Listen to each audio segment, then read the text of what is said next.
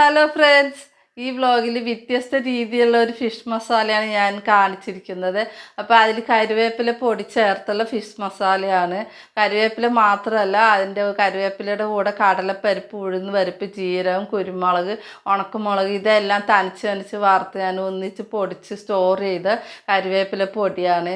അപ്പോൾ ഈ സവാളയും കുറച്ച് ഉപ്പും ചേർത്ത് ആദ്യമേ വെളിച്ചെണ്ണയിൽ വഴറ്റി 2 തക്കാളി ചെറുതായിട്ട് അരിഞ്ഞത് വഴറ്റി പൊടികൾ മഞ്ഞൾപ്പൊടി, എരിവിനാവശ്യമുള്ള മുളക് പൊടി, മല്ലിപ്പൊടി 1 ടേബിൾ സ്പൂൺ ചേർത്ത് ഇതെല്ലാം ഓരോന്നായിട്ടിട്ട് വഴറ്റി അടച്ച് വെച്ച് അതെല്ലാം സോഫ്റ്റ് ആവാൻ വേണ്ടി ഒരു 2 മിനിറ്റ് അടച്ച് വെക്കുക. തുറന്ന് നമ്മൾ മസാലകളൊക്കെ ഒതുക്കി സെൻറ്ററിൽ മീൻ നിരത്തിയിടുക. മീൻ നേരത്തെ മഞ്ഞൾപ്പൊടി, നാരങ്ങ നീര്, ഉപ്പും തേച്ച് പിടിപ്പിച്ച മീനായിരുന്നു. അപ്പോൾ ഏത് മീൻ കഷ്ണങ്ങളാണെങ്കിലും നിങ്ങൾക്ക് ഈ രീതിയിൽ ചെയ്യാം. ആ മീൻ കഷ്ണങ്ങളൊക്കെ നിരത്തി ആ കറിവേപ്പില പൊടിയും കൂടി ഞാൻ ചേർത്തു.